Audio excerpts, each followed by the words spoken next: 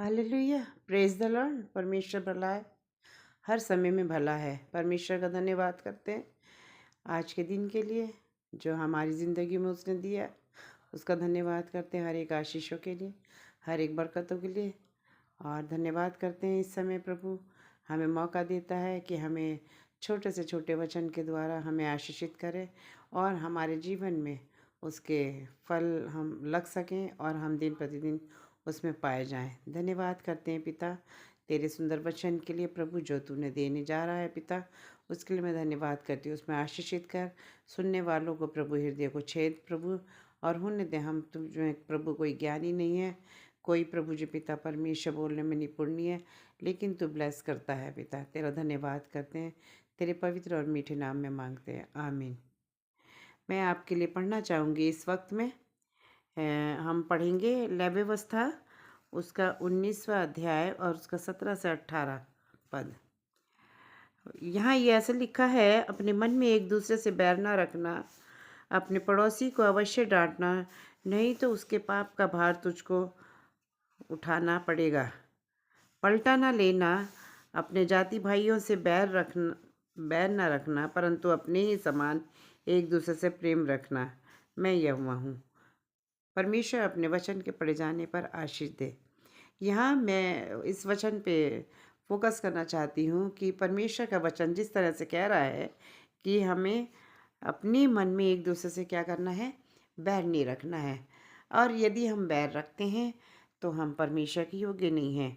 और लिखा है अपने पड़ोसी को अवश्य डांटना। यहाँ हम देखते हैं कि कभी भी हम अपने ज़िंदगी में अगर रहते हैं तो हम क्या है उसमें हम अपने ही बच्चों का फिक्र करते हैं, अपने ही इस परिवार को देखते हैं। लेकिन अगर हम देखते हैं कि परिवार में या पड़ोस में कुछ ऐसा गलत हो रहा है तो हम उसमें बोलना नहीं चाहते। यहाँ प्रभु का वचन कहता है कि अपने पड़ोसी का वैसे डांटना तो उसके पाप का भार तुझको उठाना नहीं पड़ेगा। यानी कि अगर हम उसका गलत देख रहे हैं तो हमें वचन में हमने नए व्यवस्था में भी पढ़ा है कि तू उसको चिता दे। ऐसा ना हो कि हम उसका पाप का भार अपने जीवन में लेके चलें। तो यहाँ पर हम देखते हैं और लिखा है पलटा ना लेना, अपने जाति भाइयों से बैर ना रखना। यानी कि अगर हम पलटा लेंगे तो उसमें भी प्रभु हमसे नाराज़ होता है। हमें एक दूसरे से सहना है और एक दूसरे से हमें बदला नहीं लेना है। बदला लेना भी प्रभु ये हमारे को बताता है कि एक तरह का पाप है जो हम अपने जीवन में करते हैं। तो प्रिय, और अपने जाति भाइयों से बैर ना रखना। यानी कि हम देखते हैं कि आज के समय में जात पर जात है और हर एक ऊंचा नीचा है। हर एक बातें प्रभु में जो हम देखते हैं गलत है तो हम उससे क्या करते हैं, बैर रखने लगते हैं। ऐसे प्रभु नहीं चाहता कि हम अपने जाति भाइयों से, या कोई छोटा है या कोई बड़ा है तो हम उससे बैर रखें। लेकिन प्रभु चाहता है कि हम प्रेम करें एक दूसरे से, क्योंकि प्रभु क्या कह रहा है, मैं यहोवा हूँ। और इसी का मैं पढ़ना चाहूँगी आगे, मत्ती का 18 का 15। यदि तेरा भाई तेरे विरुद्ध अपराध करे तो जा अकेले में बातचीत करके उसे समझा दे। यदि वो तेरी सुने तो तूने अपने भाई को पा लिया। यहाँ पर हम देखते हैं कि उसका वचन, उससे रिलेटेड वचन यही है कि क्या है, यदि तेरा भाई। यहाँ हम सब समाज में रहते हैं और हमारे सब भाई हैं, चाहे वो कोई भी डिनोमिनेशन के हैं, चाहे वो किसी भी धर्म के हैं, चाहे वो किसी भी जाति के हैं, लेकिन हम आपस में क्या है, भाई बहन हैं। और लिखा है यदि तेरा भाई तेरे विरुद्ध अपराध करे तो जा अकेले में बातचीत करके उसे समझा दें। होता क्या है कि यदि वो कुछ कहता है और हम उसका पलट कर जवाब देते हैं, यदि वो हमसे नफ़रत करता है तो हम उससे डबल नफ़रत करते हैं। यदि हमें कोई मारता है तो हम सोचते हैं कि हम उसे मारें, लेकिन हम उसकी घात में रहते हैं। लेकिन वचन में लिखा है कि तुम पलटा ना लेना। वचन में लिखा है यदि कोई तुम्हारी तरफ एक गाल पे मारता है तो दूसरा भी उसकी तरफ कर देना।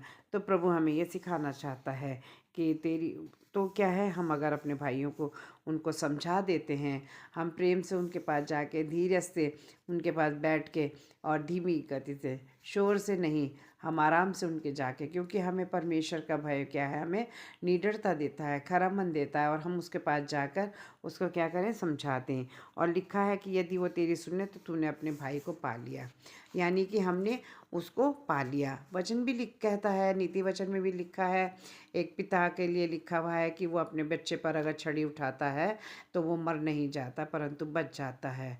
और एक जगह और लिखा है, यदि कोई बीमार है, माने हम ये मानसिकता की तरफ से हम बीमार हो सकते हैं, हम शारीरिक तौर से बीमार हो सकते हैं, लेकिन हम जब ऐसा करते हैं तो हमने क्या है, उसे पा लिया, उसके जीवन को बचा लिया। और लिखा है लूका के 17:3 में भी लिखा, सचेत रहो, यदि तेरा भाई अपराध करे तो उसे समझा दे। बाइबल कहती है कि यदि तेरा भाई अपराध कर रहा तो उसे हमें समझाना है, और यदि वो पश्चाताप कर रहा है तो हमें उसे क्षमा करना है। बाइबल हमें सिखाती है, यदि कोई मनुष्य किसी अपराध के कारण पकड़ा भी जाए तो भी हम अगर आत्मिक हैं तो हमें नम्रता के संग उस बातों को संभालना है, और अपनी भी हमें चौकसी करनी है, क्योंकि बाइबल कहती है कि हम ऐसा ना हो कि हम उसे समझाते समझाते हम ही उसी गर्त में गिर जाए।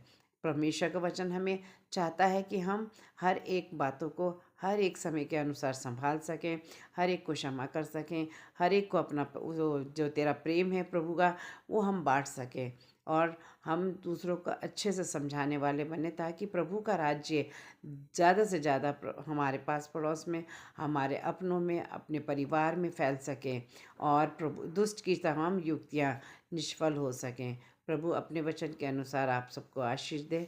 आमीन। धन्यवाद करते हैं पिता परमेश्वर तेरे बड़े अच्छे वचन के लिए प्रभु, जो तूने हमें दिया है पिता परमेश्वर। हम तेरा धन्यवाद करते हैं। तू प्रभु हमें सचमुच में संभालता है, होने दे कि हमें अपनी बुद्धि, अकल और ज्ञान से भरना पिता।